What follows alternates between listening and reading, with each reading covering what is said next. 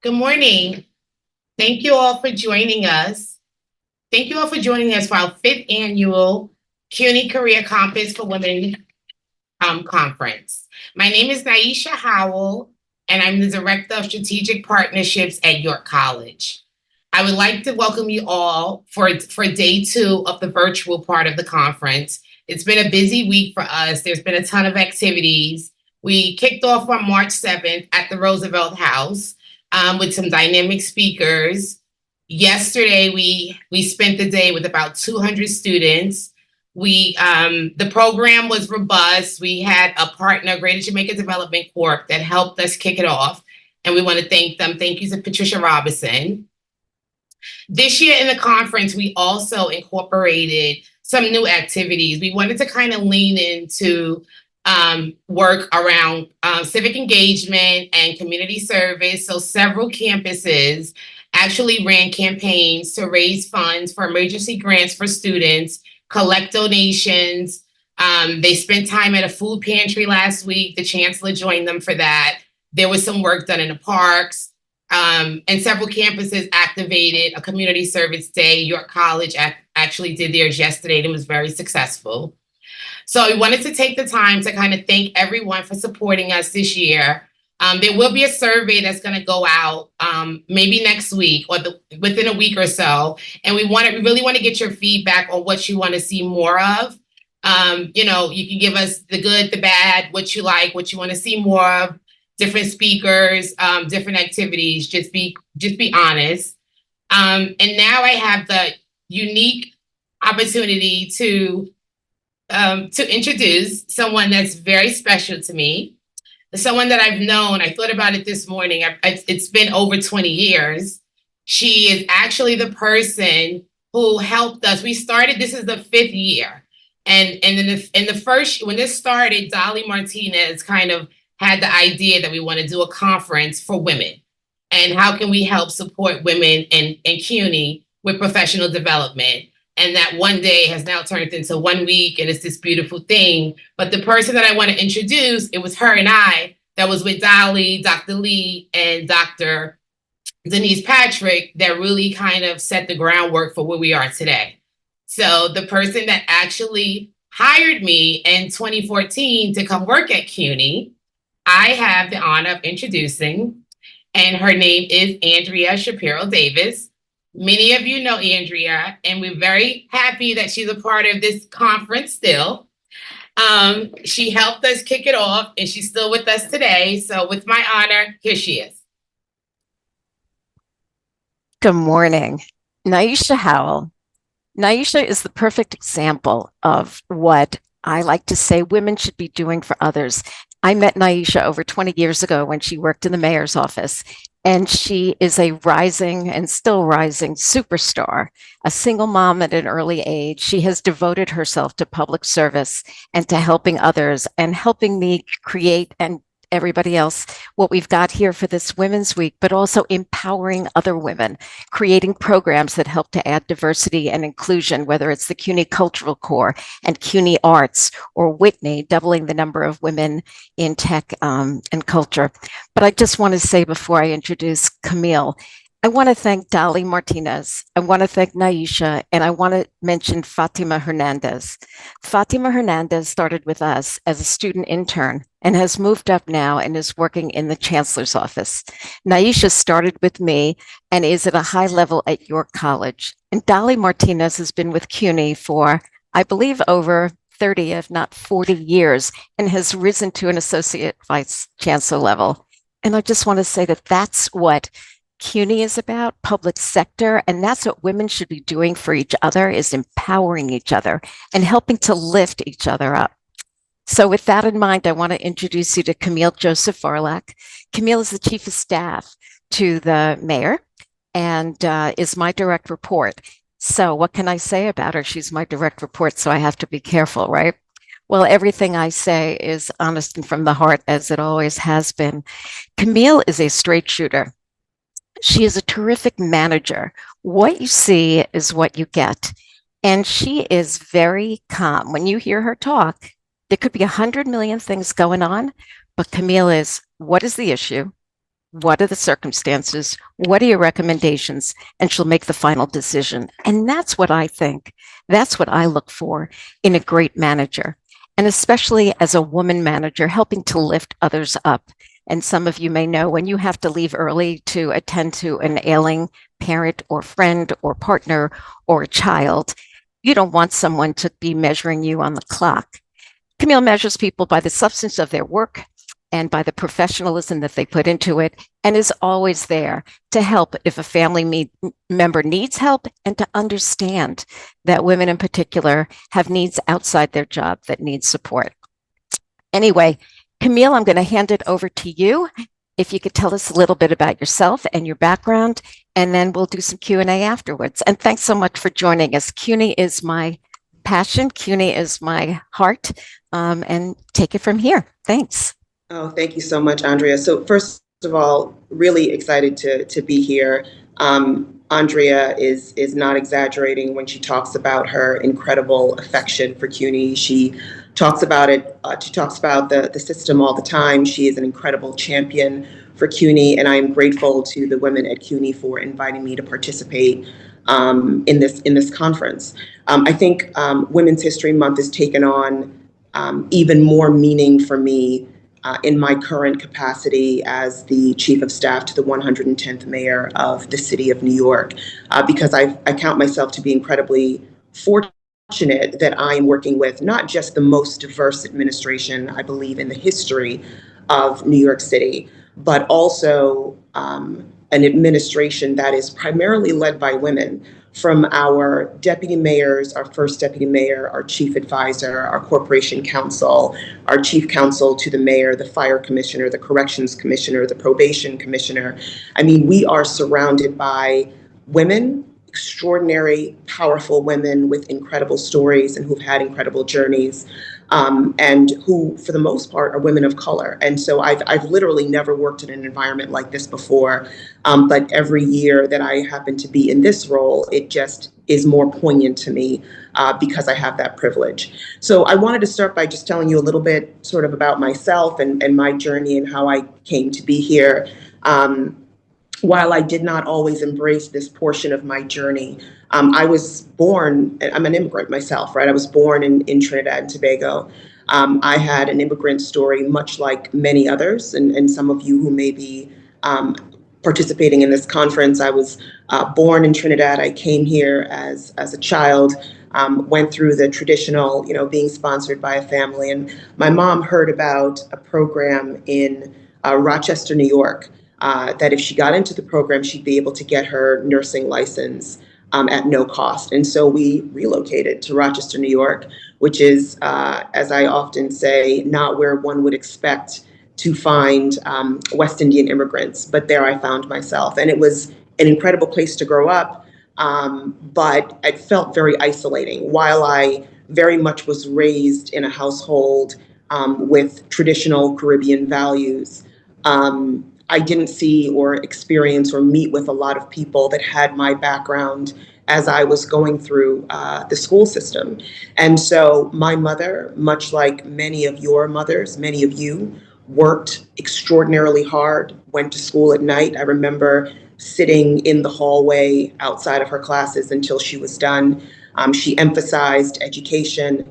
And, she got her nursing license. And what I saw throughout my life and my upbringing is that work is clearly where my mother felt confident, competent, and truly alive in herself in the most amazing of ways.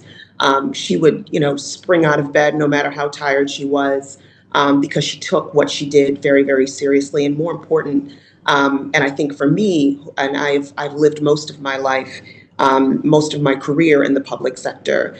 She lived a life of service. She continues to live a life of service. At a very young age, I was, again, home alone and used to watch TV and saw Perry Mason and Matlock and some of these legal shows that were out at the time. And I knew very early on that I wanted to be a lawyer and really never thought about doing anything else. I came down to New York City. I worked full time and went to law school at night. So it took me 4 years to complete my Juris Doctorate. And then I became an assistant district attorney in Kings County, which I think at that point had been sort of the pinnacle of what I thought that I wanted in my career. It was important to me that I was a prosecutor. I wanted to be a prosecutor in the city that I lived in. I very much believed in our role in trying to bring some modicum of justice to those who had been wronged in some way. And I sort of continued after that. I went into the private sector, immediately felt the tug to come back to public service, and had the privilege of serving as a principal court attorney for New York State Supreme Court Justice for approximately 5 years. And there I, worked with the judge as she presided over trials and drafted decisions and really learned the ins and outs of the criminal justice system even more and from a different lens than when I was a prosecutor. And I subsequently founded a litigation boutique here in New York where we focused on all sorts of complex commercial litigation. But I think it's my experience in the public sector that I really want to emphasize the most, and I think has been the most meaningful part of my journey. I was recruited to go into the governor's office, where I had the privilege of serving with some incredible public servants, and in that role, I think that was the first time that I understood who I was outside of being an attorney, which had been up until that point very much my focus. I joined the administration as special counsel to the superintendent for the Department of Financial Services, where I focused on sort of crisis, ethics, risk, compliance related issues.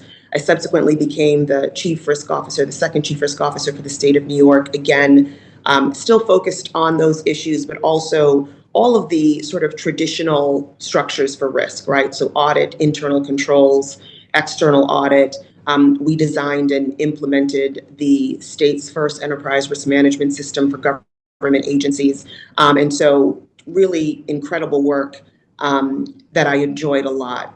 But it wasn't until I had the opportunity to also serve as the Deputy Director of State Operations that I appreciated how sort of my, at that point, pretty varied background, how all of those pieces came together to help me solve broader problems. And so in the role of Deputy Director of State Operations, you're responsible for the day-to-day management of state agencies. And so there are approximately 60 plus agencies that are within the governor's command and control.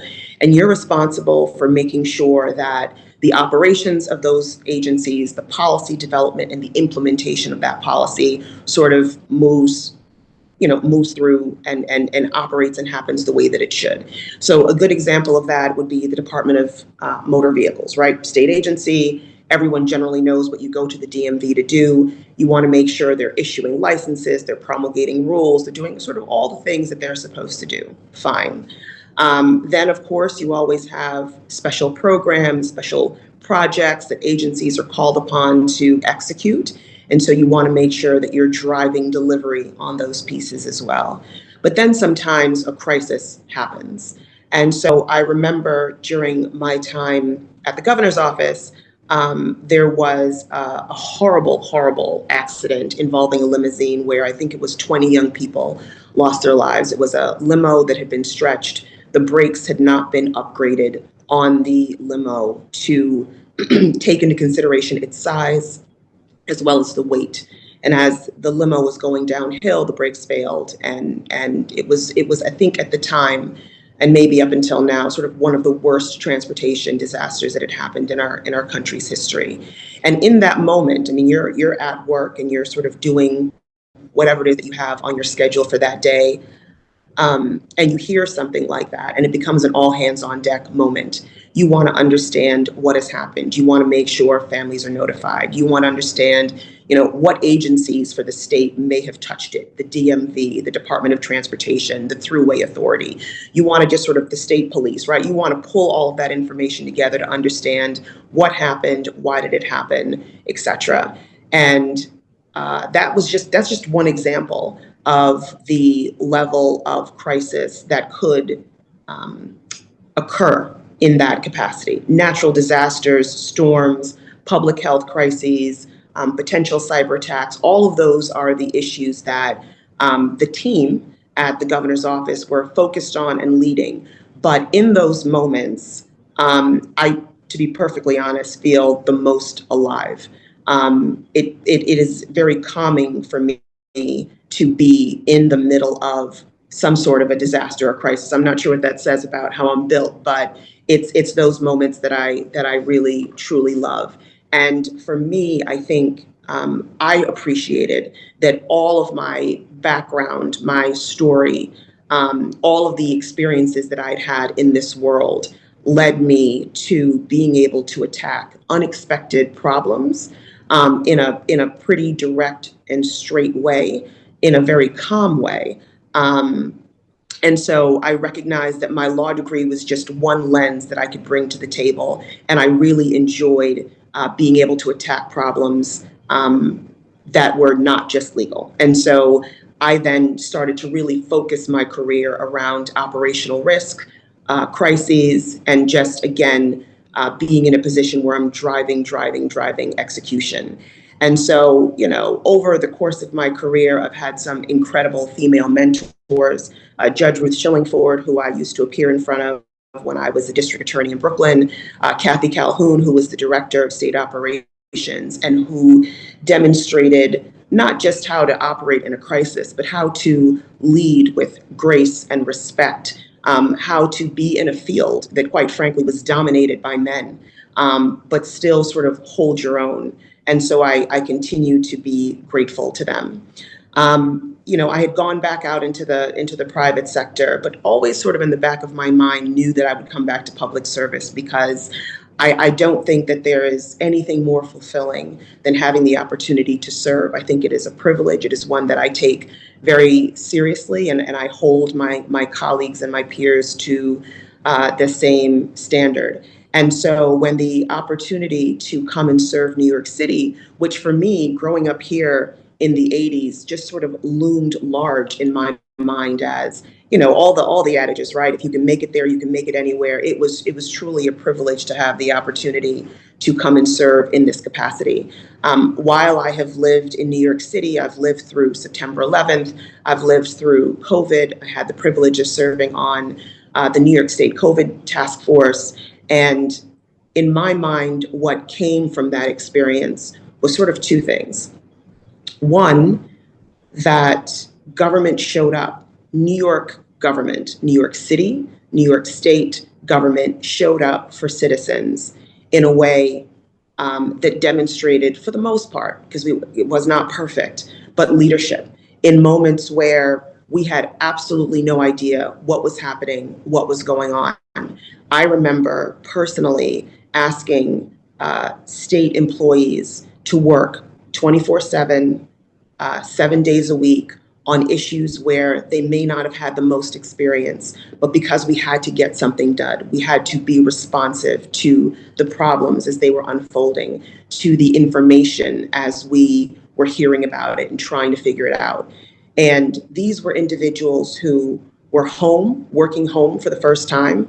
I mean, I remember the fights we used to have about whether or not government employees should have workplace flexibility. And the notion was, no, everyone's got to be in the office. That's just sort of what it was. So for many people, these new laptops, these tokens, going through these portals to log in, all of those things were new. And so to have to learn and get yourself up to speed on that technology, to be in a place where now your entire family's home, your children are home, you're trying to figure out how to homeschool them. You are dealing with family members who may be sick, you may be sick yourself. And then you've got people that are asking you to still show up and do whatever the thing is. And they did. And so to me, the appreciation and gratitude that New Yorkers demonstrated to those frontline workers, and government workers were frontline workers, public service employees were frontline workers. They deserved sort of all of those laurels, all of the applause, just all the positive things, because I think it was an absolutely incredible experience. I think separately, it highlighted for me, and I think it highlighted to the world again, how incredible women are.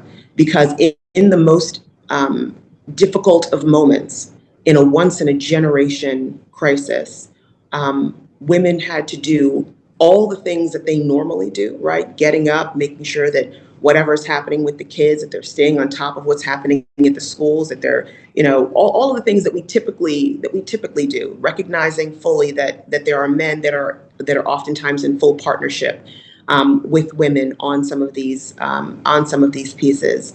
But they still had to work, right? They still had to show up, they still had to work, they still had to do all of those things. And I remember noting on as social media and articles were written about what that experience was and how people were incorporating this new working from home, not being able to go out, how to do all of these things. And I thought to myself, they've got to walk and chew gum and do all the things at the same time, which is what I know women have been doing for an incredibly long time. So in any case, moving on to my current role and what I'm focused on, one of the biggest things on my plate, of course, is sort of quarterbacking the asylum seeker crisis for the administration in partnership with Deputy Mayor William Zysum and Molly Schaefer, who is the acting executive director of the Office of Asylum Seeker Operations. For me, it is an incredibly personal opportunity to really absorb the fact that we have 180,000 people that over the course of the last 2 years have come into New York City, many of them having come through a very different journey than mine, having gone through incredible trauma to get here. The Darien Gap, the mayor traveled down to the Darien Gap and had an opportunity to talk to folks who were both going in and who would come out. The fact that there's so many children that go through the Darien Gap alone, and they've made their way here to New York City, and they are looking for a new life. And it was an unexpected crisis, which of course is the kind that I like. And so every day we get up and we try to make sure that we are taking care of both our traditional New Yorkers and our new New Yorkers. And I started this conversation talking a little bit about the incredible team of women that I work with, and not just women, of course. And what stands out to me as I talk about this particular crisis facing New York City is the fact that we truly bring our lived experiences to the table.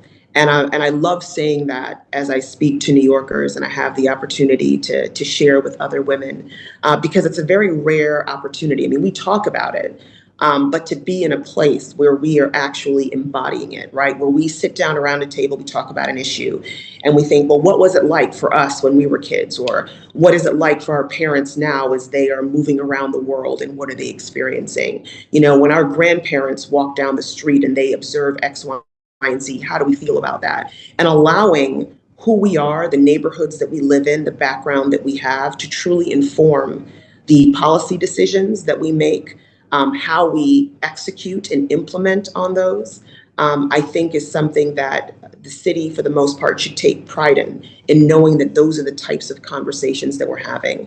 That is how we are thinking about how we show up to solve problems. And it, quite frankly, is the way that we should be executing in every facet of our society, really thinking through who are we as individuals, who are we as New Yorkers, and really working to solve problems for New Yorkers as well as implement policy that will really sort of change the needle of who we are and where we are. And so, just coming back to female leadership, I believe that the city is better off with women leading it. I think that most places are better off with women leading it. I think that when women have a seat at the table, government works for everyone, private industry works for everyone, because there is something special that we bring by virtue of what we have had to live through to get to the places of power where we are, as well as to lead with grace and respect and dignity, no matter what our journey was. It is not easy. Public service is not easy. I don't expect it to be. And I think as public servants, we know that that's what we have, that's what we've signed up for. And I think that there isn't a woman at the table in the Adams administration who has not gone through an incredibly sort of difficult journey or path to get to where they are. And when it comes down to it, they are the stronger for it. Want to close out by just talking a little bit about community engagement and working with our communities. I'm fortunate to lead the engagement teams here at City Hall. And these are the individuals who are out in the communities every day, talking to, working with everyday traditional working class New Yorkers, understanding what their needs are, emphasizing how government continues to show up for them, making sure that they are aware of all the programs, all the opportunities that exist, whether it's employment, it's education, it's services, it's housing, really running the full panoply. We host a ton of town hall meetings across the city to make sure that the mayor himself is there on the ground, directly hearing from constituents, understanding what their issues are, and holding us accountable. I mean, he's got a table full of commissioners up there with him, and he immediately calls the commissioner out. Says, let's hear your response to the issue, and then we'll direct the team to make sure that we follow up to follow through. He's a very hands-on manager in that way. But I want you all to take some comfort in knowing a little bit about the administration that is currently running what I consider to be the greatest city in the world. And so I will close out by saying that none of us would be here without the women who came before us, breaking one glass ceiling after another. Some of whom in this administration, in terms of the roles that they've had. We have Deputy Mayor Maria Torres Springer, who is responsible for a massive portfolio, including housing and workforce and economic development. You've got Deputy Mayor Mira Joshi, who is responsible for operations, which of course I love, right? But all of the agencies that are sort of rough and tumble, DSNY, DOB, but she is on top of it, she is executing, she understands it. And if you look deeply into the backgrounds of these incredible leaders, it is clear that they earned the position that they have. And to work for a leader that recognizes that and is not afraid to put women at the forefront and in the center of how he manages the city, I think says a lot. So I think our responsibility as women is to have these conversations, to engage in this dialogue, and to turn around and have these conversations with young people. We have a very different generation that is coming up behind us. I, for one, am excited about it. I think that I have learned to think differently, to move differently. I've understood that I need to challenge some of the traditional ways that I have approached solving problems, to take into consideration how the world has changed, how people absorb information, how people receive information. And so as I think about what I often tell young people that I'm speaking to, I think I sort of land in three places. One, work hard.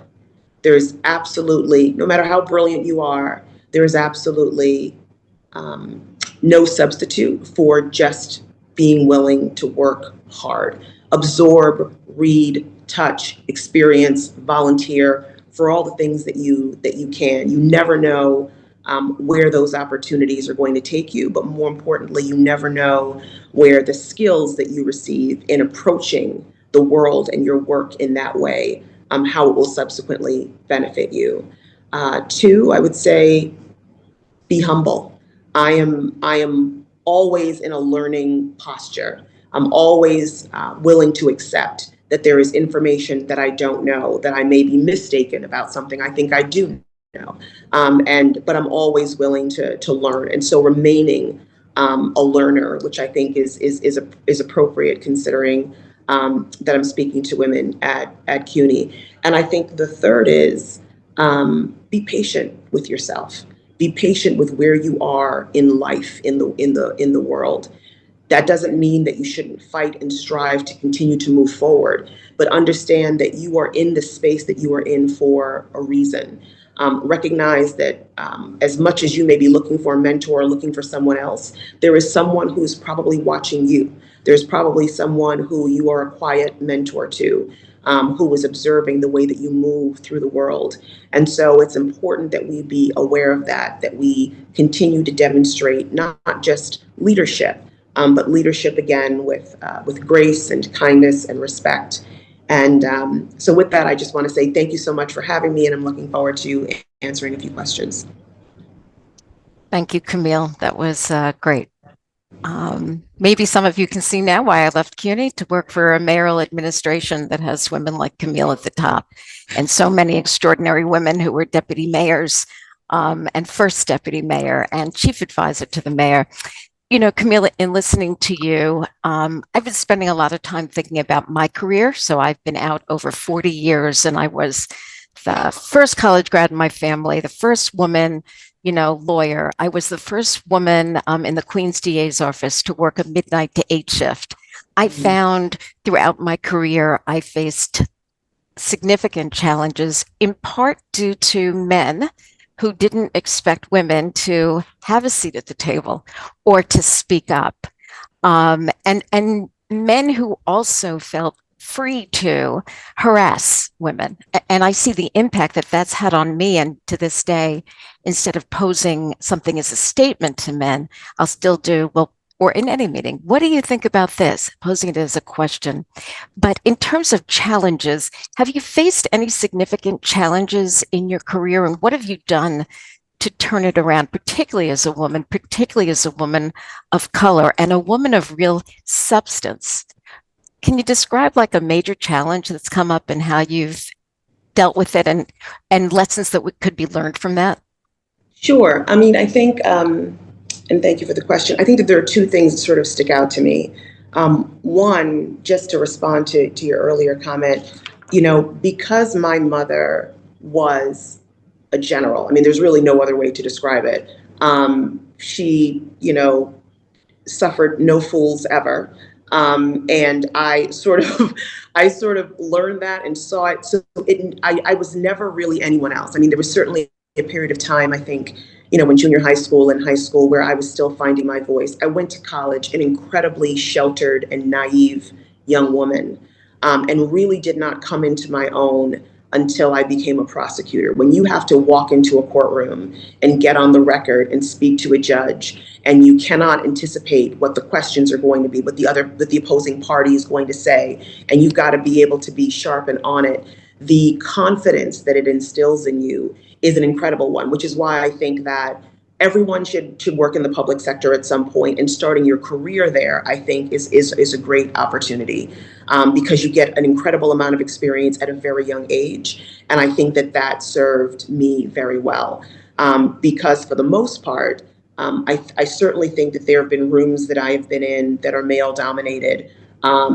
or where I may have been the only woman of color, and I really could care less, right? I go in there and I'm doing what I'm doing regardless. I approach it that way, and I'm not necessarily interested in how that's being received, because I'm there to accomplish something, and I walk in there incredibly purposeful in terms of what I'm trying to execute. And I think it can be, I think sometimes there's an energy that I bring with that, but it's Yeah. it's my energy, and so I do it. But I think that the thing that sticks out to me is when I was in law school, right? And so of course I never anticipated that I would work full time and go to school at night, but that was a situation that I was in. I put myself through college, I put myself through law school. I would have to show up at 8 o'clock in the morning at work, from Brooklyn to Manhattan, Midtown Manhattan, get there by 8 o'clock, done at 5 o'clock, get back on the train, get back to Brooklyn Law School for 6 o'clock, where I'd be there from classroom 6 to 9, 4 days a week for 4 years. And looking back now, I still pretty much work 24/7, but to juggle, both work as well as that kind of academic pursuit, I really don't know how I did it.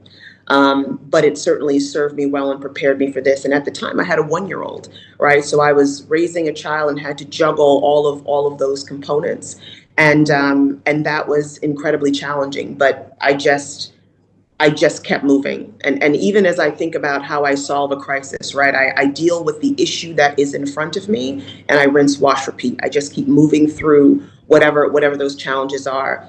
And so anyway, I would highlight that as being, I think, the most significant issue I've had to deal with in my career. It's interesting because when you walk into a room, you own it, right? and it's very different from the way it was 40 years ago. Women didn't do that. And if they did, they were, called ambitious and overly aggressive, and they didn't belong in the room. And where people looked at our generation, my generation, as, they have to wear skirts and they have to do this. You own the room when you walk in. People like me have struggled with the imposter syndrome for years. Like, I'm an associate vice chancellor. They gave me the wrong title, or I'm now a senior advisor to the mayor and somebody made a huge mistake. It strikes me that you have probably never struggled with that, have you?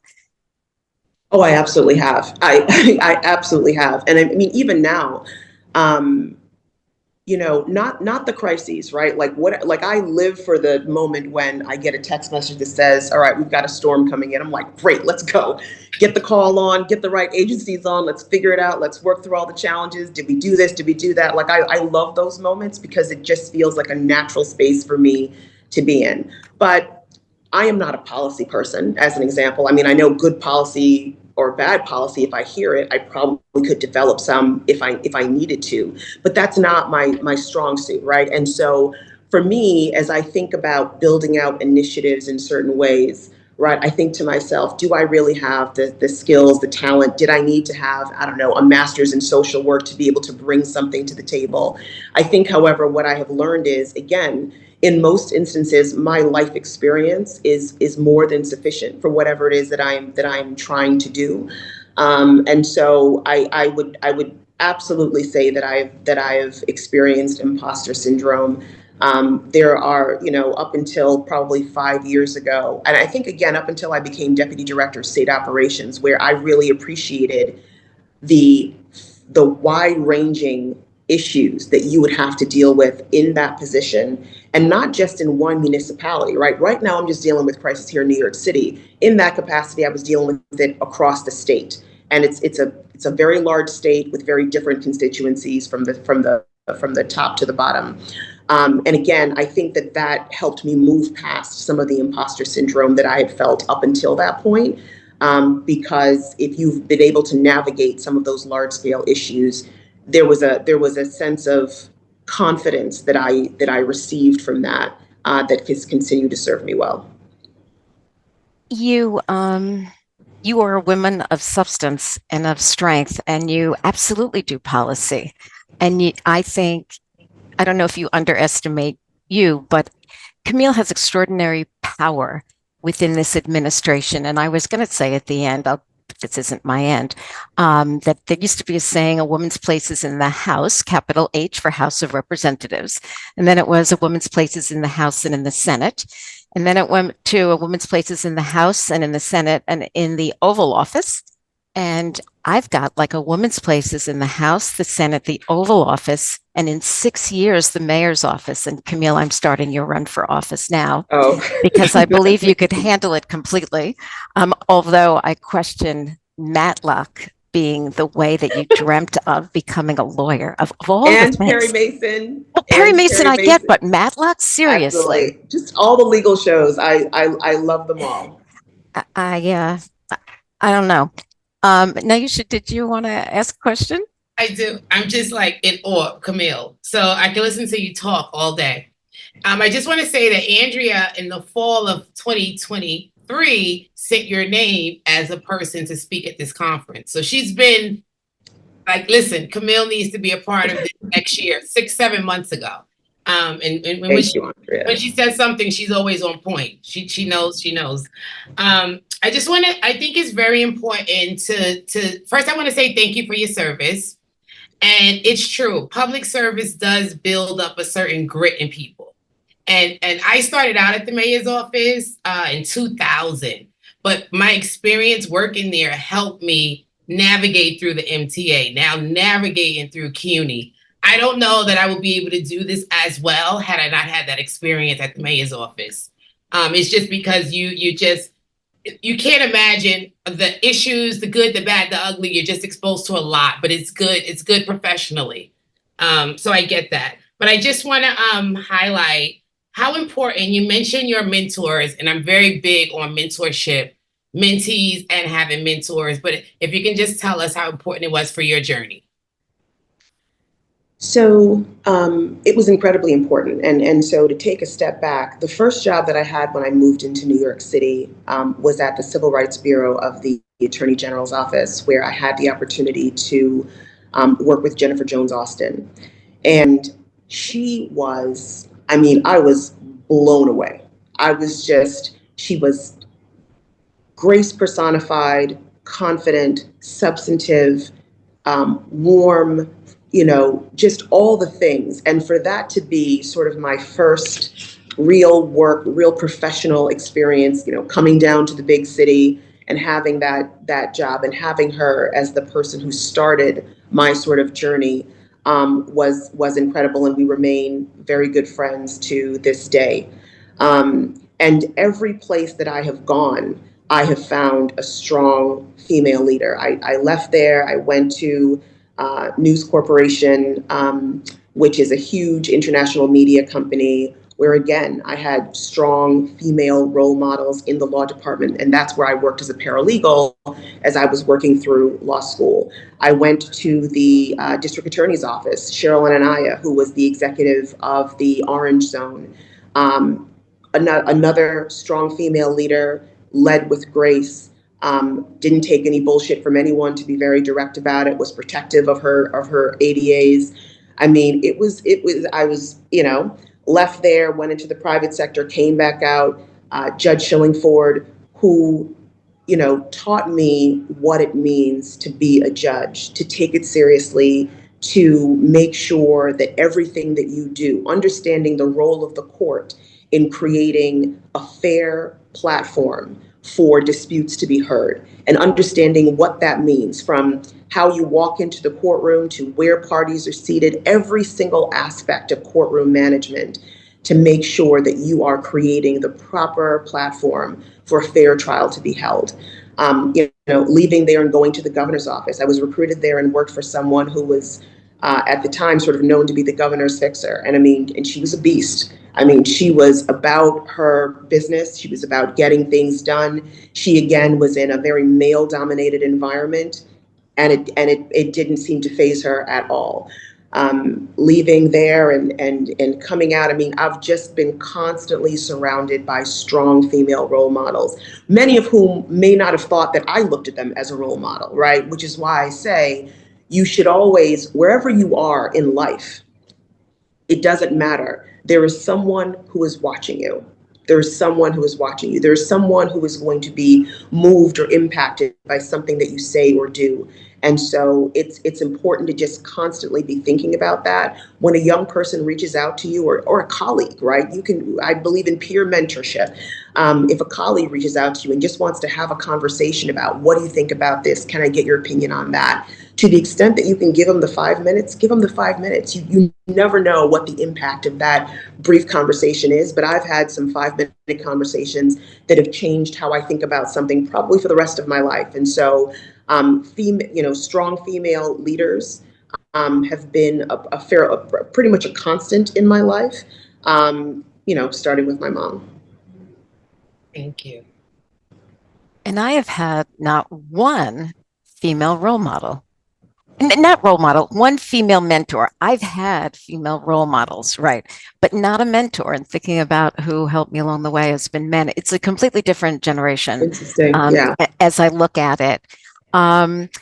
You talked a little bit about the pinnacle of your career being a prosecutor. That was a little while ago. And now you're chief of staff to the mayor. Yes. Is this the pinnacle? Other than me starting your mayoral campaign, what's next for you? I don't know. So when I made that comment, what I meant was, as I decided I wanted to be a lawyer at the age of 6, I knew that I wanted to be a prosecutor very specifically. And I never really thought about what I would do outside of that. I fully expected to be a career prosecutor. And so I had an unexpected opportunity to leave and go into the private sector, the kind of move that you don't normally make coming from the DA's office. So I took it, and then immediately sort of regretted it.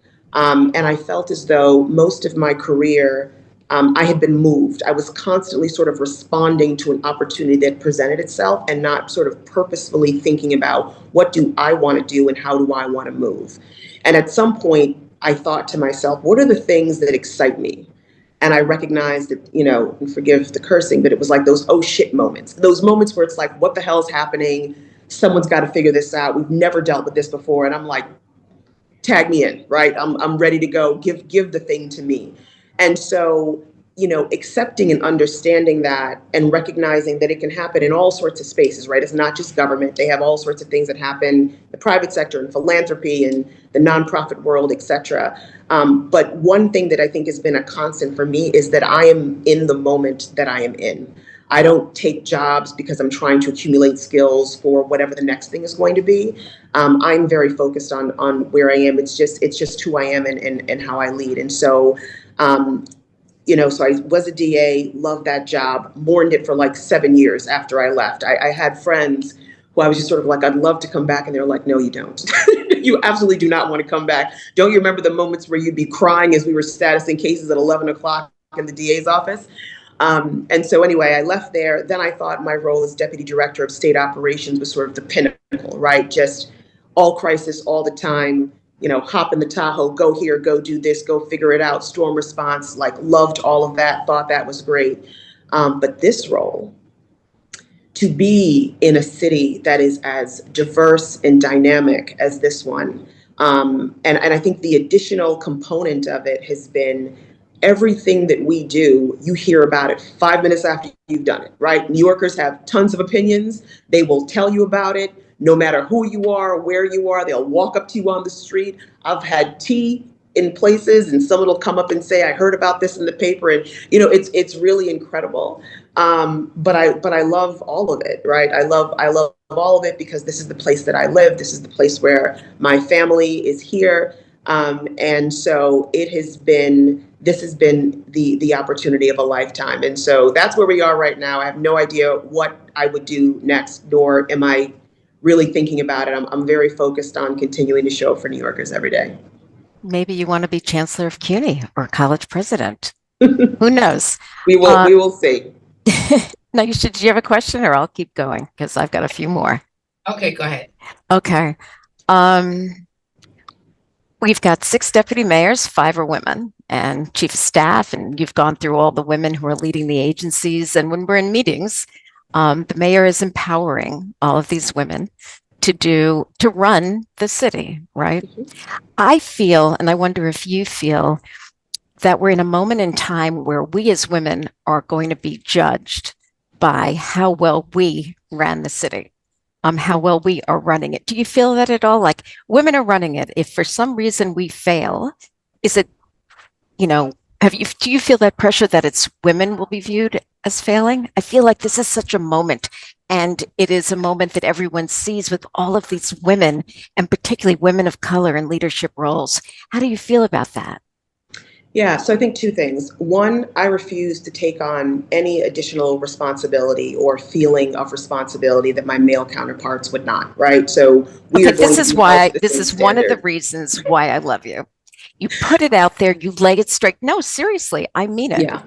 You say it like it is. Go ahead. Sorry to interrupt. Yeah, no, absolutely. I'm not going to be held to a different standard. I hold myself to a very high standard, but I'm not going to be held to a different standard. So I'm not as concerned about that. However, I do feel that in this moment and in this place where we have so many female leaders and particularly leaders of color, that we have a responsibility to do and show up and represent the traditionally unseen, underrepresented communities in an even more impactful way. And that is perhaps a pressure that I put on myself. But I feel as though when I leave this administration, I want traditional working class New Yorkers, because that's who I'm focused on, right? That's who I consider myself to be. That's who my mother would be. That's what my family is, right? I want them to feel as though they were seen, they were heard, they spoke, we listened, and we did, right? And so I do think that, and we talk about it, right? We say all the time, there's no way we can leave these seats without having moved the needle for X, right? Which is why we have the Women's Forward agenda, which is why we, announced last week, I think a $740 million investment in the healthcare industry and those frontline workers. So, we think about that every day. The mayor has settled, I think, 90% plus of our union contracts, bringing in fair wages and deals to, again, working class New Yorkers, the people that show up for New York City every day, that keep the city running. And so I think that's the pressure that we put on ourselves. But, with respect to the first part, we are who we are. And I think that's a good pressure for us to put on ourselves. Mental health, economic development for women, all those things that are priorities for this administration. Talking about women and women in the room, it might not surprise you that Jennifer Jones Austin spoke at this conference. I had asked her to come in and speak because Jennifer is a rock star, like so many other women leaders who are out there.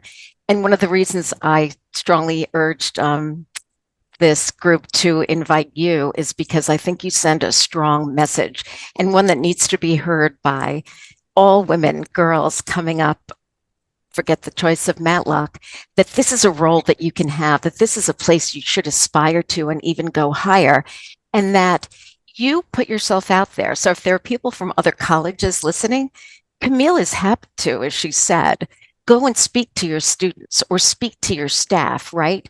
To bring that message that women are leading this city. This is a moment in time for people of color, for women to come out and express yourselves and take that step forward, right? Don't you think? Absolutely, Andrea. But I would want to say, because I don't want it, while this is a very unique moment because of the significant number of women in senior positions, women have always led this city. Women have always led this city. Women have always led this state. And they may not have been sitting, where Governor Kathy Hochul is right now as the governor of the state, but there are women in all aspects of agency operations, the executive chamber, city hall, city agencies, the private, the nonprofits. I think that women lead from every single aspect of where they are working within the organization. They don't just need to be at the top. What I love about this administration is that there is a recognition of that, and there is no fear about putting us publicly forward in that way and making us the face of the administration. I agree completely. I worked in the Bloomberg administration, as you know, and worked for the first woman, first deputy mayor, Patty Harris. And I distinctly remember going to her kind of very quietly saying, my son Josh has this basketball game. He was maybe 5 or 7 at the time. I really want to go. Can I please go? I promise I won't go to any other basketball games, but I just want to go to this one. And is it okay if I go? And she said, no, I don't want you to go to this one. I want you to go to all of his games and all of Jeremy's games. And it said something to me about women leaders that she got it, that Patty went and participated in whatever activities were going on with her kids and her family, because we show up, we are professionals, and we get things done. And that has just stayed with me forever. So yeah, women have been in leadership roles for years, but I think that this mayor has really brought so many women to the top and entrusted and empowered them. And I think we're rocking it. I agree. That's just what I think. Naisha, any other questions? I don't know how much time we have, but I can leave with, I think I'm gonna wrap up. I just want to say thank you so much, Camille. We'll definitely be in touch. We would love for you to come out and talk to our students here at York. We'll be in touch with your team. Andrea, thank you always, my friend forever. I love you, Naisha, and I love the places that you've come. And I think it's so important for women to empower and lift others. And Naisha, I'm so proud of you and where you are and where you've come. And Fatima, I know you're out there. A student intern is now working in the chancellor's office. CUNY graduate 3 times over. Is just extraordinary. And Dolly Martinez, thank you so much to you and the committee for inviting me to participate. I really appreciate it. And to Mahlette, who I know is out there, I love you. CUNY is a family to me, and it always has been and always will be. And I love you guys. So thank you. Thank you. Thank you for having me. Take care. Thanks, everybody. Thank you. Thank you.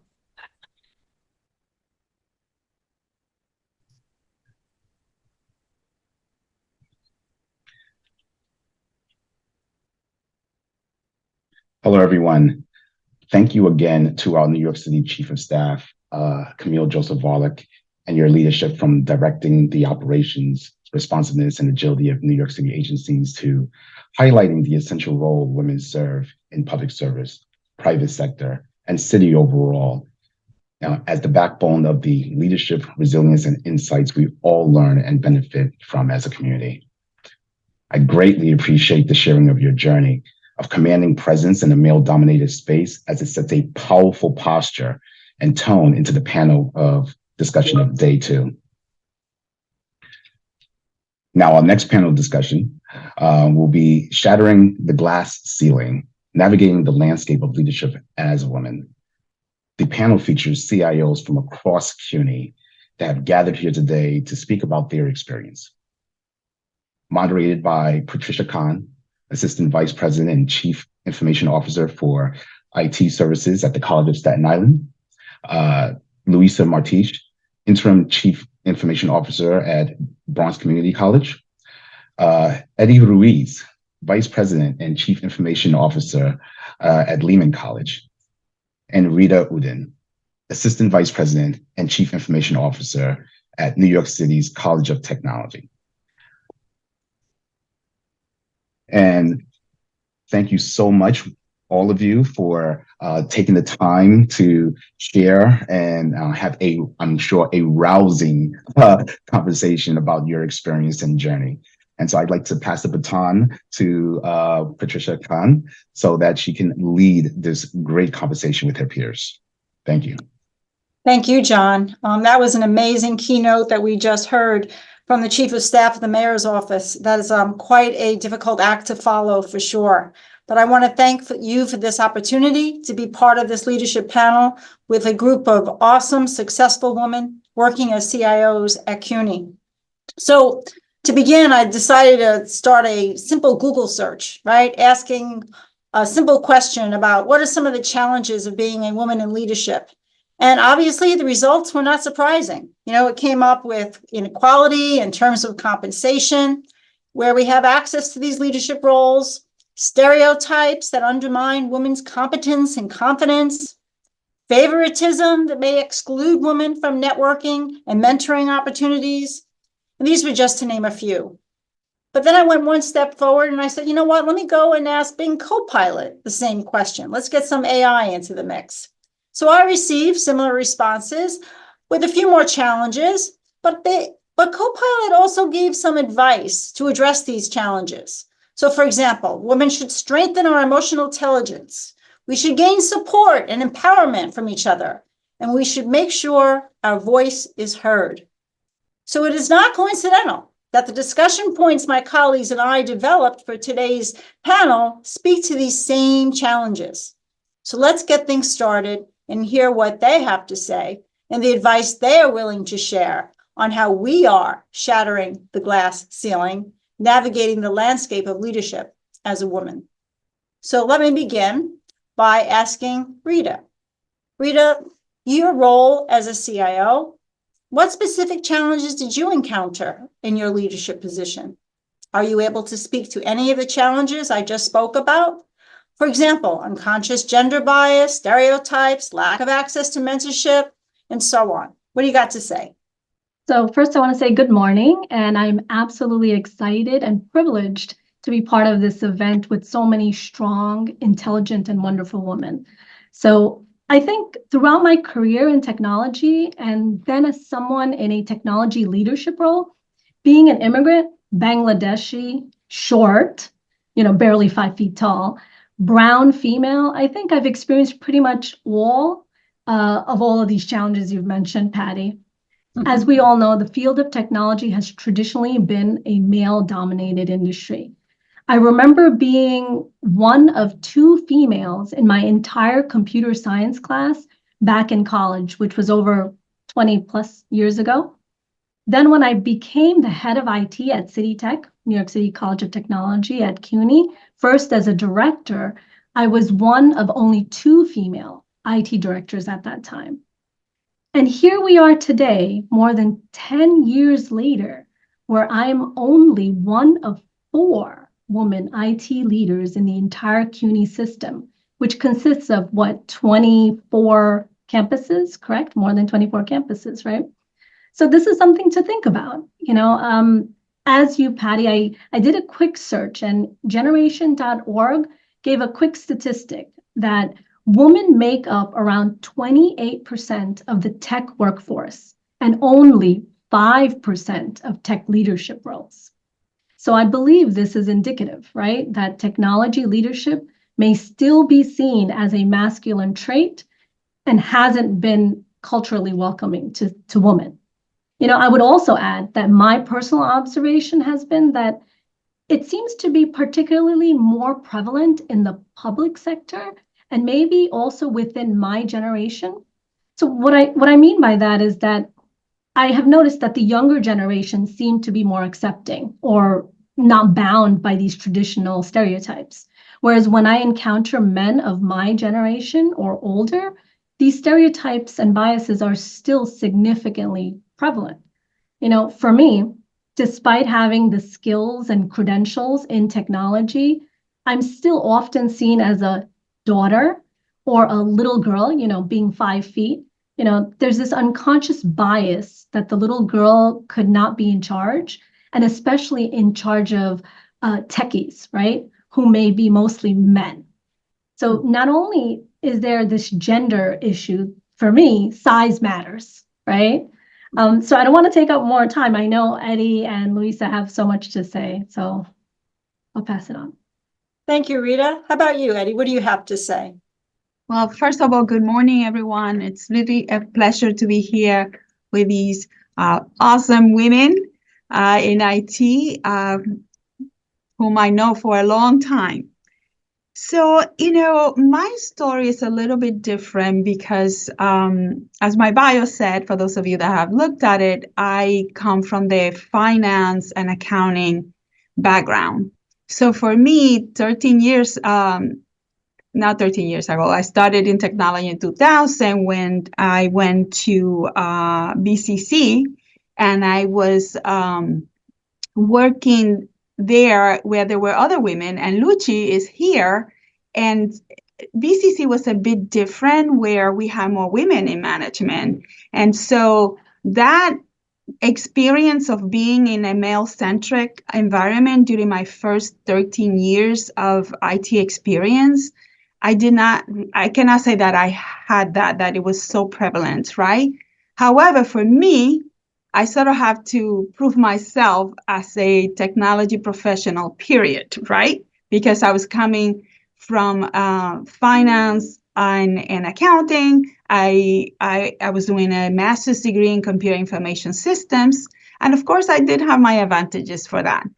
Where I want to take us to is actually when I started interviewing for a CIO position, and specifically when I apply to Lehman, because when I came to Lehman, I was actually the only woman in management.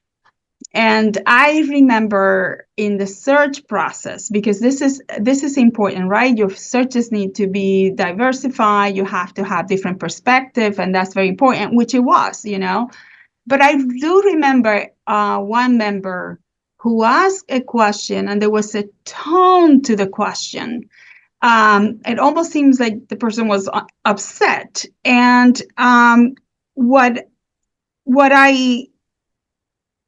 the way that I reacted to it was using emotional intelligence, by the way.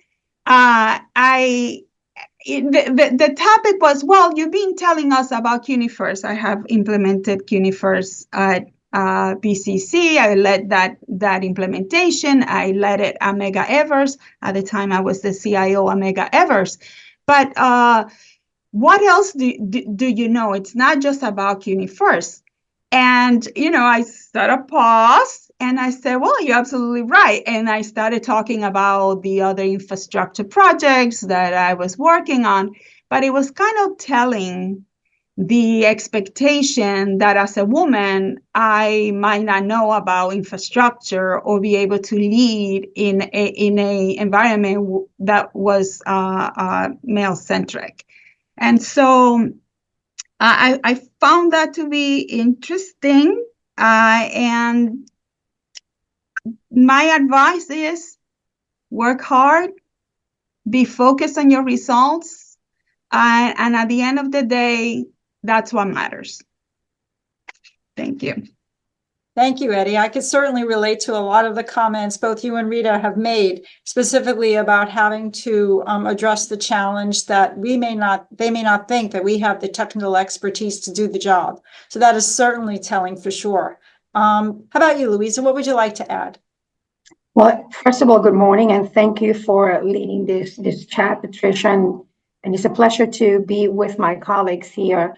I have to say that for me, like as Eddie mentioned, we were part of a larger group of women leading the college. However, our direct supervisors, I felt, were not as open-minded as the rest of the leadership. So I found myself struggling with having to prove myself. And I don't think it was done out of malice. I think it was done out of this old-fashioned mentality where men are supposed to be the technical experts and females, okay, so they can do a little bit of programming, like Eddie was saying, but not necessarily take charge of an entire group where you have a lot of amazing and intelligent men doing and performing tasks in technology.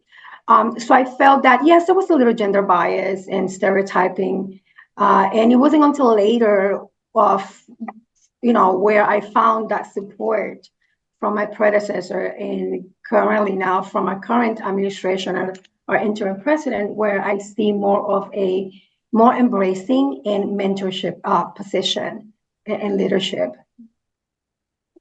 Yeah, and it's funny when you talk about gender bias, sometimes it's not an obvious gender bias, right? Sometimes things occur. It could be a tone of an email or, it just could be like a conversation that you're having, but it may not be totally obvious, but it's almost like it's more like of a passive aggressive kind of thing. And I'd be saying to myself, would I be getting this email or would I be talked to this way if I was a male? So sometimes I do experience that. Again, not in an obvious sort of way, but it's definitely sometimes present.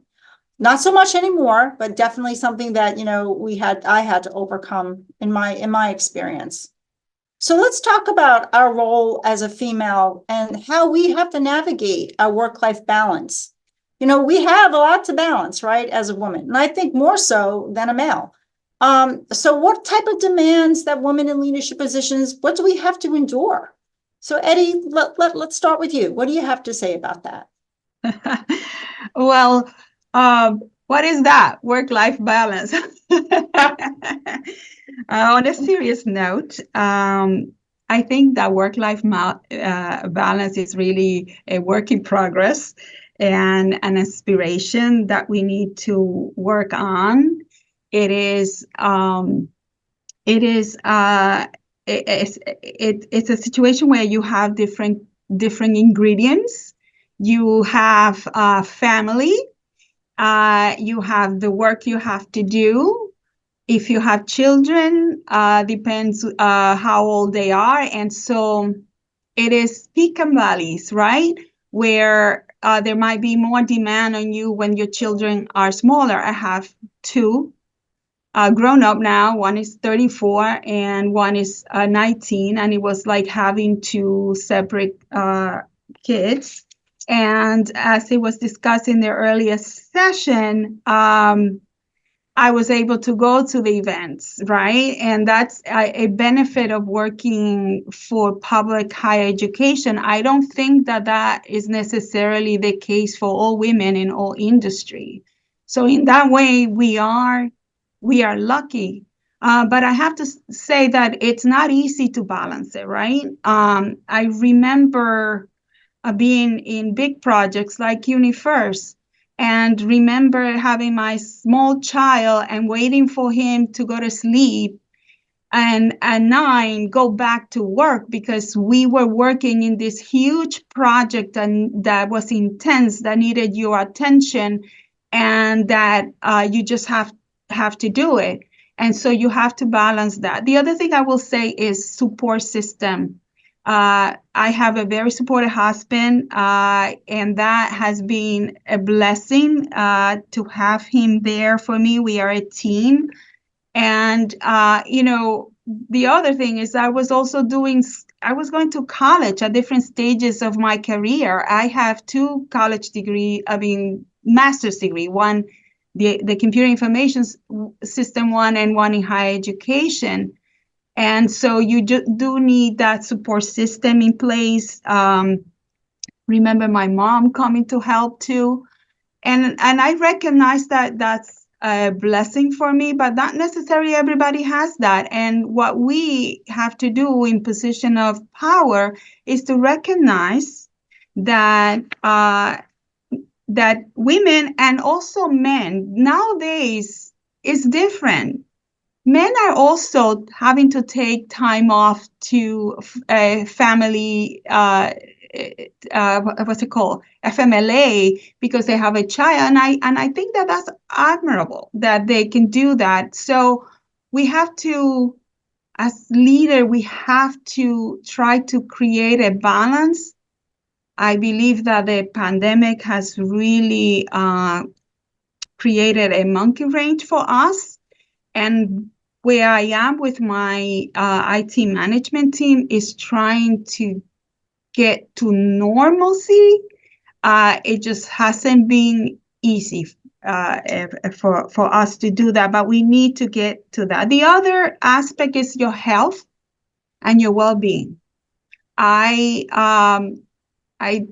try to take care of my health. I eat healthy. I do walks around the reservoir. We have a beautiful campus here at Lehman, and we have a group. We leave at 1 p.m. and we do the 2.5 miles. And what I find is that it helps me be more creative, reset the day for me. So what I will say is make sure that you prioritize, clarify your values, because that will help you stay healthy, both mentally and physically.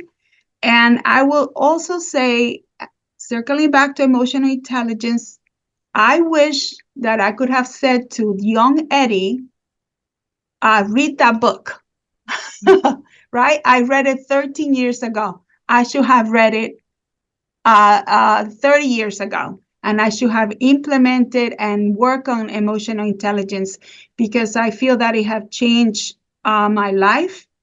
And the way that we deal with stress is very, very critical. And that's what I will say. Make sure that you're handling stress on the right way so that you don't get sick. Thank you. Eddie, I could relate to so many things that you just said. I don't even know where to start. Work-life balance. I too have a child. He's now 27, but when he was in grammar school, that's when I decided to go for my PhD. So you want to talk about going to sleep at 2:30 in the morning, getting up to go to work full time. It was definitely a work-life balance. And I had a great support system as well in regards to my husband, who supported me in this initiative. And the other item that you talked about was exercise. And I have to laugh because I walk every morning. And I think that during that time, I totally reflect on what's going on during the day. And it just helps so much. So, wow, I have, that is such a telling story you said. And I also want to add, I feel as if I'm in the sandwich generation. So even though my son is older, I have, my mom, who is 93. So, I'm kind of like always in the middle for now, which is a good thing. So I still can learn from my mom, who has taught me a lot throughout my life. So thank you, Eddie. So let me pass it on to Rita. What do you have to say? So yeah, I wanted to make a statement about one of the statements that Eddie made earlier, where that working in the public sector sort of allowed us to have a little bit more flexibility compared to private sector, which I guess inherently is supposed to be the case. But I think maybe unconsciously, personally, I may have put more stress and more onus on myself that I have to work harder, not take so much time off for my children, that being as an excuse, being in a leadership role. I think perhaps that is a unconscious element that I put on my own self, right? So given that I have two girls, I have a 14-year-old and a 10-year-old, and being an active mom and having this demanding position, even if I had put that demand on myself, the additional demands, it was a nightmare and a stressful and expensive when you needed a lot of babysitting capabilities, right, for two kids. I didn't have a lot of the support system. I didn't have parents, and my in-laws really were not completely involved at the moment, right? Um, I think having a more robust childcare system within the workplace is really crucial. You know, that would have completely helped me in balancing work and life. And I know CUNY does have elements of that, but I think expanding that would be something to think about. Excuse me. So also, I wanted to mention that for me, now things are getting a little easier. Oh, my apologies. For me, now things are getting a little easier as my kids are growing older, right? They're becoming a little bit more independent. So that allows me a little bit of flexibility to devote to things like exercising and taking care of myself as well as my job, right? And to be able to work from home has been a godsend. If I have a doctor's appointment for my girls or a PTA meeting, I can actually work from home that entire day and be able to attend these appointments. Or the sheer possibility of me being able to pick up my little one at 2:30 and yet go back to a meeting at 3, right? That has been a tremendous a thing for me. I think that makes me a more effective employee and an effective mom. For sure. Yeah. Well, thank you, Rita. So Louisa, do you have anything to add in regards to work-life balance? Perhaps share some personal stories that fosters how you maintain the balance in your life. I'm gonna laugh the way you guys were laughing before because what is that, right?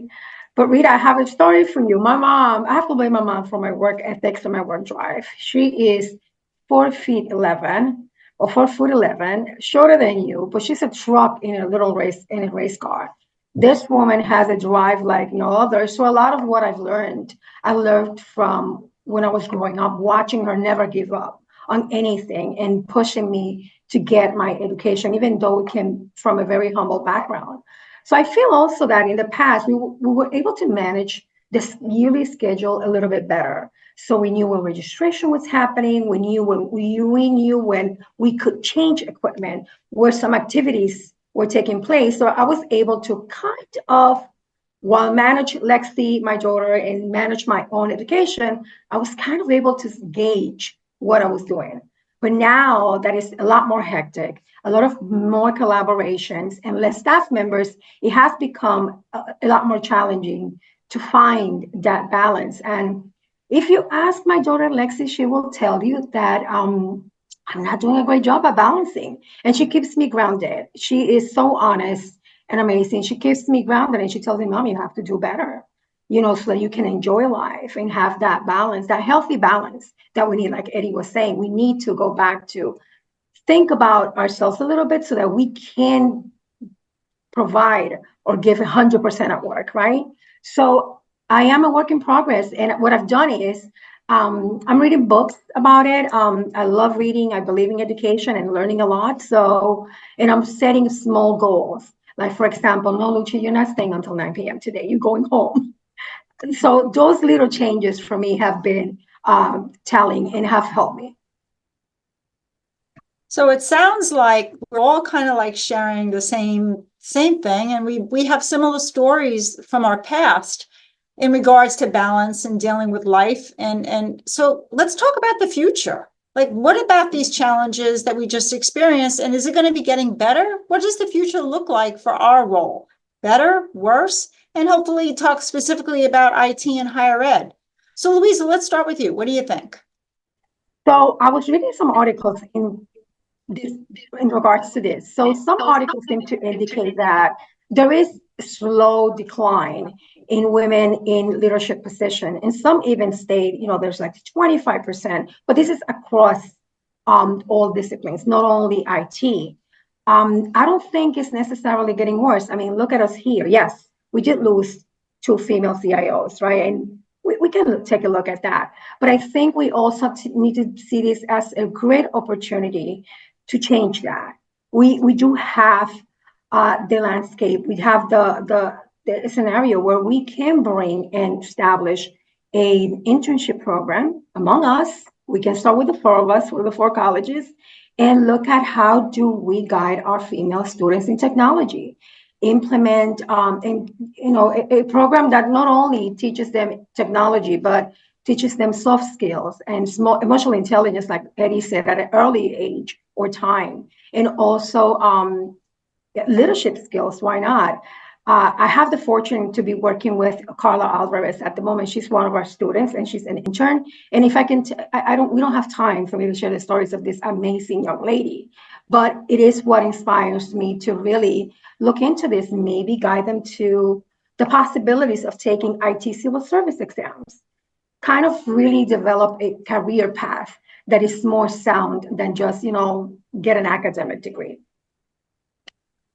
Wow, Louisa, that is amazing. And you touch upon so many things to provide not only the leadership for yourself, but also to inspire others and to give others opportunities which they may not have had in the past. So I think that is really telling what you are doing. So how about you, Rita? What would you like to add? Yeah, so recently I had a posting for a deputy CIO position. And what I can say is that there were really no woman candidates in this resume pool, which concerned me, right? But of course, there may be a lot of elements that are related to why this may be the case. Maybe there's a pipeline problem, which goes to what Luisa was talking about: is how do we increase that pipeline of IT female IT leaders and managers and whatnot. And we all know that there are some challenges in the CUNY's recruitment process at play here, right? But I can say that I am very hopeful, and I believe it is getting much, much better than it has been thus far. I've seen the opportunities my daughters have that never existed a few years ago. There are lots of technology and STEM programs specifically for students, like Girls Who Code, things of that nature, which I am bringing forth to my daughters, so they are exposed to these type of things. I also see, again, to the younger generation, that they are a bit more open and less restricted in their stereotypes. So there are more opportunities available for the younger females that are coming out. So I'm hopeful. Thank you, Rita. And how about you, Eddie? What do you have to say to this? Well, I will say that the future is full of hope because of the new generation. They think differently. They're being exposed to women in management, to work with other women. And so for that, I am very hopeful for everybody because, as was said before, women help society, help the workplace. We bring different perspectives, and which are actually very good and beneficial for an organization. What I will say, Chancellor Matos said something very interesting on Tuesday. He said that the first promotion for a management or supervisory position is so critical. And he was stating a few statistics somewhere of every 100, only 87% were women. And so I think for us in this position, we need to make sure that we are providing opportunities, professional development for our staff. And that is something that we've been very fortunate to do here at Lehman, where we are always buying training for our staff. We also have a lot of employees that are through Tech Fee that are also students, and many of them are from our computer science program. And so we have the full-time employees teaching them and training them and giving them that experiential learning, which is so critical. And so I think that the future looks great. I can tell you also, in terms of my IT management here, we have 2 women, and with me is 3, which we still have 4 men, and that's fine. We know that there is a pipeline. Again, I think it's the right mix and the different perspectives and skills and expertise that we need to bring, and we need to make sure that we are bringing everybody along. That's my thought. Thank you, Eddie. Everybody spoke about professional opportunities. I also want to add that, the world has changed, and perhaps it really changed a lot since the pandemic, but it's affording us the opportunities to have that work-life balance where it's okay to have that flex time. It's okay to work from home. It's accepted now, whereas in the past it wasn't. So anybody in our role, whether you're male or female, you have the opportunity now to have that work-life balance, have that, to be able to be flexible and still be able to, do the things that you need to do. And as a leader, I think that is incredibly important. Whereas in the past, that wasn't available. So I'm really happy to see that. I think for the future, things are changing, and they're changing for the better. And I don't foresee that type of lifestyle to go back to the way it was in the past. So let's now talk a little bit about IT and some of the additional strategies that we have to work with when addressing challenges and what we experience as a woman, right? As women. So Rita, in your role as a CIO, do you have a network of colleagues that you can reach out to? I mean, we talked a lot about mentors and us mentoring others, and even the keynote that we just heard this morning talked about how important mentorship was. So Rita, can you talk a little bit about your role as a CIO and who you reach out to for support and mentorship? So I think in general, in terms of leadership, I do have a network. But when it comes to IT specifically, unfortunately, I don't, besides you all, right? I do have IT colleagues, but they are mostly men, right? That's part of the issue here.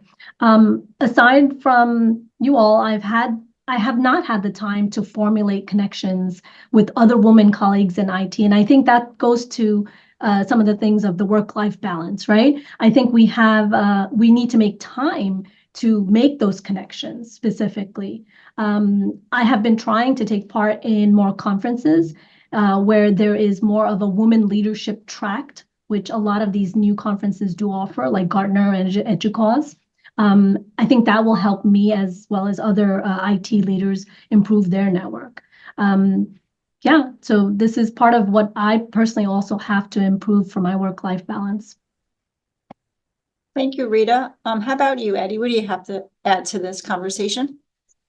Well, I've been very fortunate to have mentors, both in IT and outside of IT. I honestly feel very supported by my colleagues, all of you. And as you know, we have the IT Council from the technology perspective, but I have always had this group of women. And in fact, we meet every Wednesday in Zoom. We started with the pandemic, and we can actually set up a college, to be honest with you, because we have different expertise. And I think that for us in leadership, even if they are not in IT, it's very beneficial to have that group of people that can be your sounding board.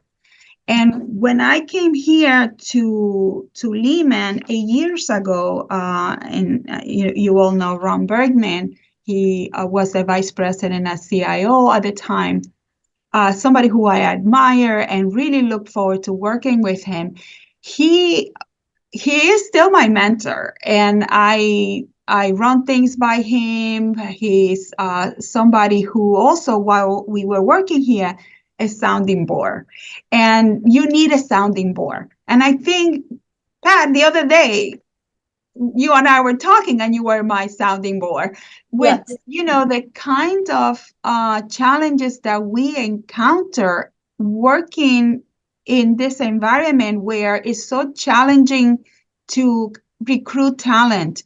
The whole entire, we have to hire civil service from civil service list, and they're so challenging when we live in an environment that technology is a hot thing, right? And to be able to attract the talent that you need to protect the digital infrastructure of the university. And so sometimes it gets frustrating. So it's always good to have a sounding board, and Pat was on the other end of that sounding board. We both were. It was a give and take. It was awesome. Yeah. So it's funny because prior to CUNY, I've been working for CUNY for 10 years, but prior to this, I was in New Jersey institutions. And I kept in touch, and I still keep in touch with my colleagues who are in leadership positions and who are female. And we continue to bounce off ideas, and it's amazing to have a different perspective, not necessarily from a public institution, but also from a private institution.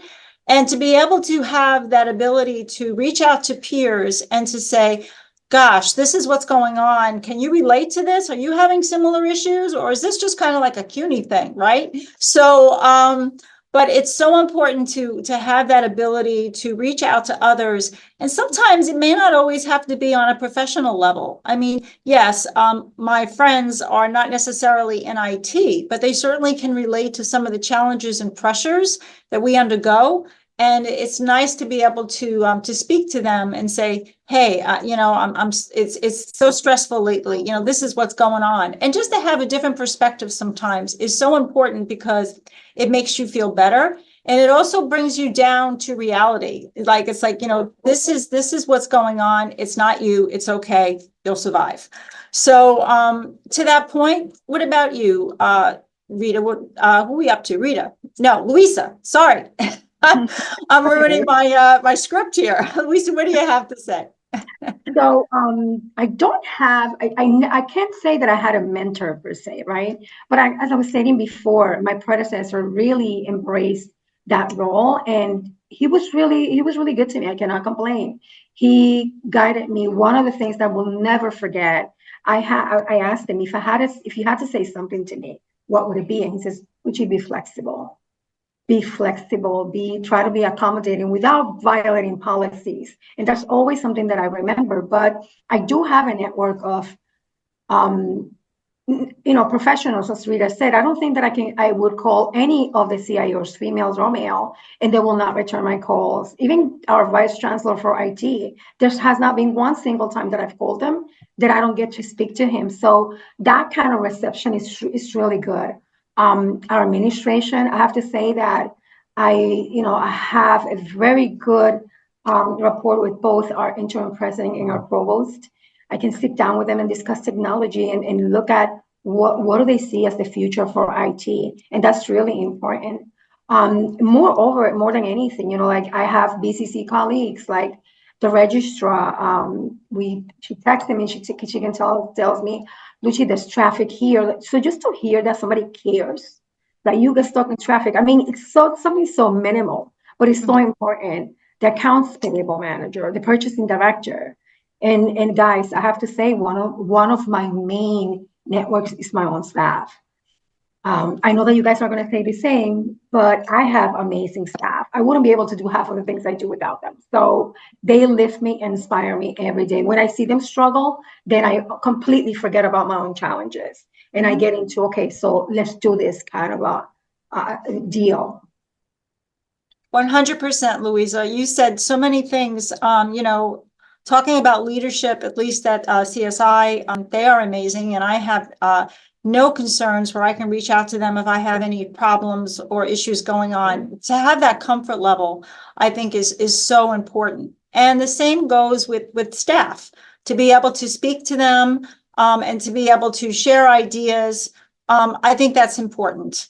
And that leads me to a comment where we should all try to be ourselves. We're women, and I think we should embrace that we are women, because I think we bring a quality to this role that, let's face it, I don't think men will bring, right? I think we're more empathetic, we show more sensitivity, and I think we should use that quality to our advantage. And I really believe that learning how to navigate the system and leveraging these qualities is part of being a good leader.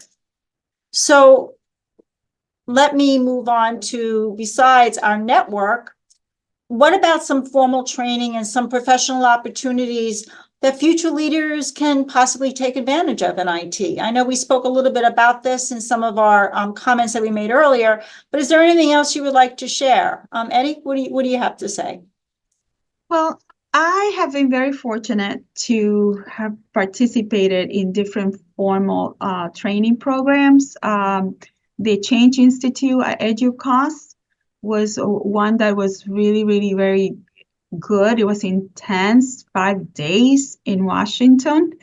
I also participated in the CUNY Leadership Program that was absolutely amazing. And one of the good things about these programs, these leadership programs, is that you get to do to take surveys or appraisals such as the 360, the strength, Clifton Strength, and so emotional intelligence. And so being able to look at this assessment and look at where you are and work on the areas that you need to work, I think it's important for us to be honest with ourselves. What are our strengths? What are the areas of opportunities? And I will also say, especially since we are at this level, is that we have to make sure that also our staff are getting this kind of training as well. And I'm very big on that. I believe on the strength of middle management, because if your middle management is not strong, your institution will be dysfunctional. And so as part of the cabinet, a member of the cabinet here, Lehman, I know that it is very important to make sure that I have a very strong IT management, and that they in turn will do the same for their staff. And so it trickles down or move up. And so I've been fortunate, and I think that we need to continue to pass it on to others.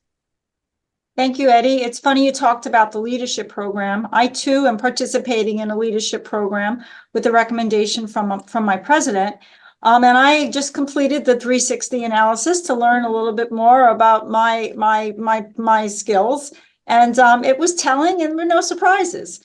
So I really did enjoy that. And your comments about management and relying on middle management in order for you to get your job done, that is so true. And to not only rely on them, but to have their respect and to be able to have that conversation and to be able to communicate with them, I think is key to the success of being a leader. So thank you for those comments. Louisa, what do you have to add? So I was not as fortunate to be led into any big program, but what do we sell, guys? Education. So of course, I go through my CUNY catalog and my colleges, and that is exactly what I did. When I saw that I was giving a new task or a new position, I aligned that to my professional development. So I earned 2 master's degrees, one in information security, because that was part of my professional path, as well as business and leadership when I started growing and I started being like the deputy CIO. Now I'm pursuing my PhD in education with a concentration in e-learning and curriculum development, because I love education. Like you guys, I believe in training our staff. I feel that when we do that, we develop their confidence, they get a better sense of what they're doing, and the customer service level improves tremendously. So I do believe in investing in them. I think, they are one of the biggest assets IT has. Well, Louisa, thank you. It's funny, you're going for your PhD in the same type of discipline that I got my PhD in. I saw that.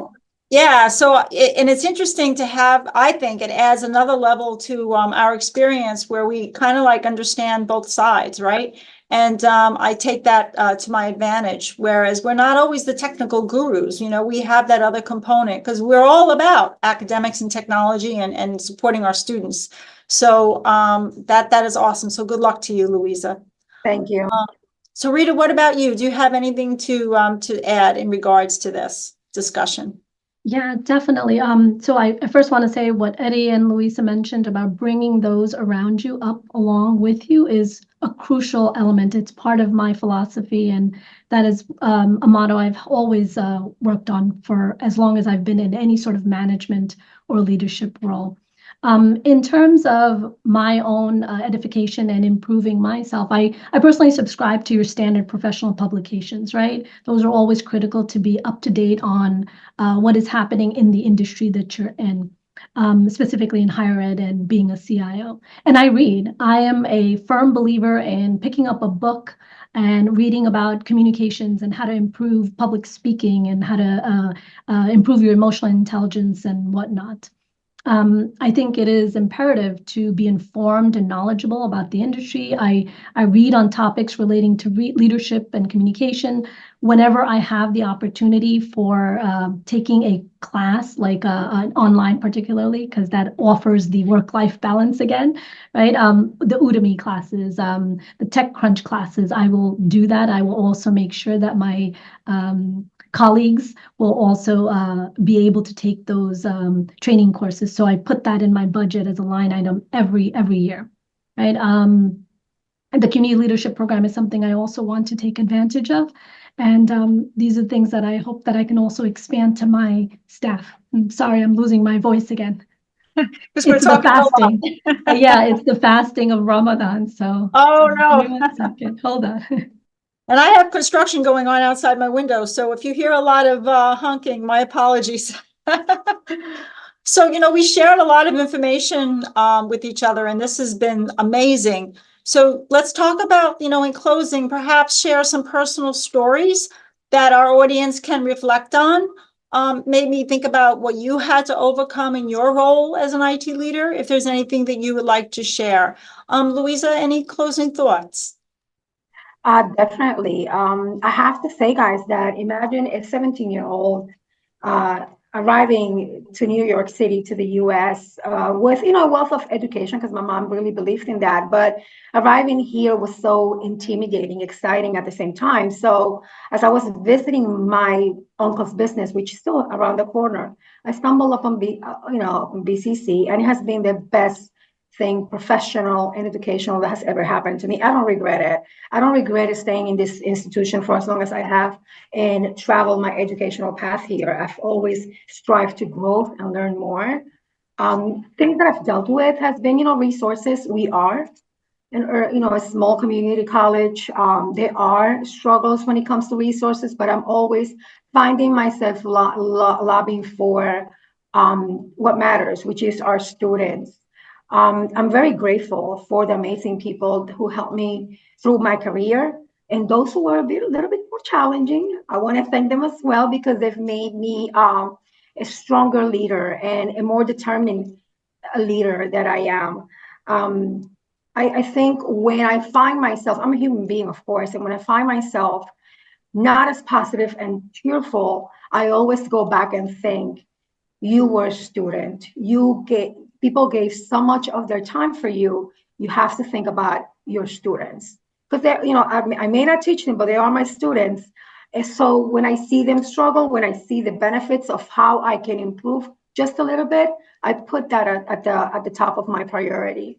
And I tend to, that I don't think of all, the rest of what is very challenging for me. Patty, I want to thank you for moderating this conversation, CUNY, for this amazing opportunity. Eddie, Rita, Eddie, you and I have been colleagues for a very long time, but Rita and Patty, I look forward to working with you guys and developing that internship program we talked about. Oh, for sure. I mean, I feel like I've gained some new friends here. So, so this has been awesome. And oftentimes in a leadership position, it's funny how you say putting students first. Obviously, that's what we're all about. And when you're here for a long time, and a lot of my staff have been here for a long time, and you often have to try to say, well, I know that's always been the way we've done things, but let's think about the student. Let's think about things how we can make changes for the better. And sometimes that's hard. And it's nice that we're all of that same mindset, if we're going to talk about mindsets. So thank you, Louisa, and it's been a pleasure moderating this as well and working with you. So thank you. Rita, what about you? Do you have any personal stories you would like to share? Yeah, so our position, right? Our position offers us this ability to offer opportunities to others. You know, I am so grateful to those that gave me the opportunity to succeed and make changes in the environment, right? I want to do the same for others as well. I think for me personally, continuing to learn and adapt my leadership presence is something that I'm more mindful about now. You know, it's something that I have not put as the forefront of my life. I think often it gets lost in my day to day. My primary focus is always just getting the job done. So I have let my own leadership growth lapse a little bit. And I think I need to be a little bit more mindful of that. And I would advise those in other leadership positions and other women that they should think about themselves and how to put some sense into their own growth and not forget about that as well. And I also want to say that what we do now sets the stage for the young girls that follow. You know, being a mother, I am their role model, and I want to help lay the seeds of equity for them, you know, and that's very important to me.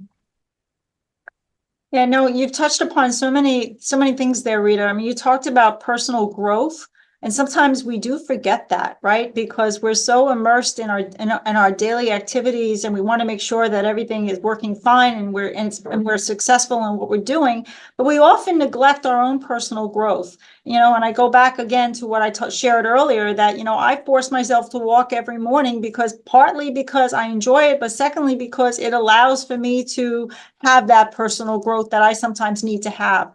So I think that is so important. Don't forget about you as a human being. I think that is extremely important for us to succeed. So thank you for sharing that, Rita. Eddie, what about you? What would you like to add? Well, you know, for me, I think in life, sometimes you think you're going to go in a certain direction, and then life starts throwing you different situations on your way. And for me, when I was on my undergraduate degree at Baruch, I was an undergraduate degree in accounting. I was actually a Diamond Fellow, which was a program to help minority students get into a PhD program. And I thought at the time I wanted to be a college professor, right? But little did I know that wasn't really very possible to go from a undergraduate degree to a PhD program in the business area, that I wouldn't have been a strong candidate. And needless to say that I did not get into a PhD program. I also did not get into a CPA firm because I did not bother to apply a year before my graduation. I was thinking of the PhD, but I was working at LaGuardia as a college assistant while I was doing my bachelor's degree at Baruch. And I ended up getting a job at LaGuardia as an accountant, and then move up to a director position. And it was at that moment that I realized, I could still work in higher education. I could still work for this mission that had made such a big difference for me and for my family. I was an ESL student. I came here after having finished high school, and I grew up in a farm in the Dominican Republic.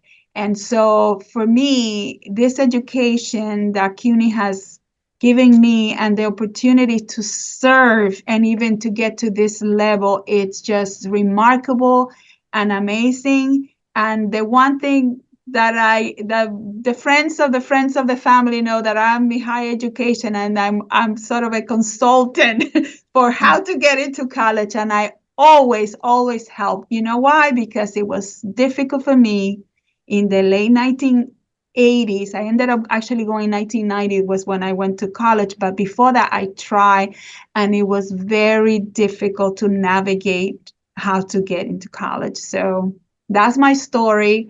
And I'm very grateful for everything that I have been able to accomplish. And I wouldn't have been able to without the support of families and friends and people who saw something in me and kept supporting me. And to all of them, thank you. And thank you to CUNY. That's such a great story, Eddie.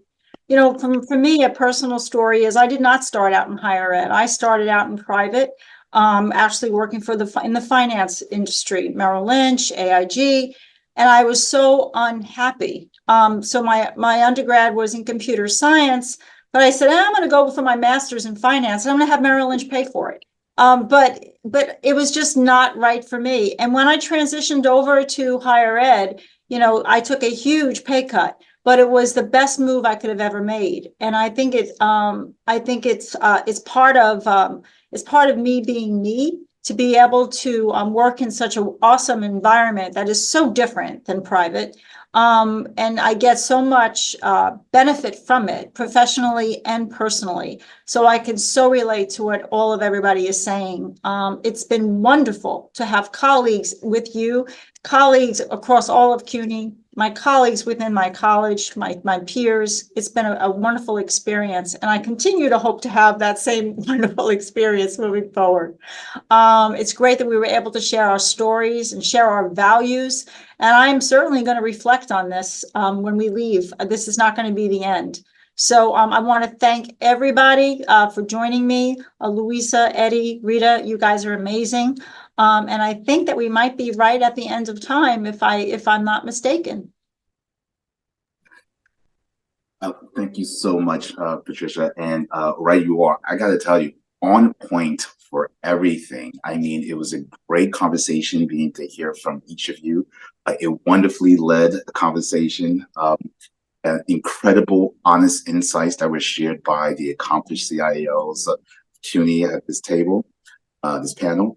I mean, from identifying, having a grounded support system, seeking mentorship, showing the value of building emotional intelligence, continuously seeking ways to achieve work-life balance via care for self, making connections outside and within the community of discipline, and to even just being very straight about managing stress and responsibilities that just come up in life, in general. I got this for me, the two main gems that stay with me, and I'm really excited to hear how this even built out even more for each of you is the cross-campus development of opportunities. Like there was some talk about opportunities in technology from internship to high-level hires, like how you're managing that, and contributing towards building a strong middle management. Incredible, powerful statements, things to be aware of, and it lines in so well with the theme of the conference. Thank you so much again to each of you and all of you. And I will say that at this time, I'm asking the audience to be mindful that we will be taking a short break as we proceed into a number of great conversations via the breakout sessions. And those breakout sessions would take place starting at 11:10.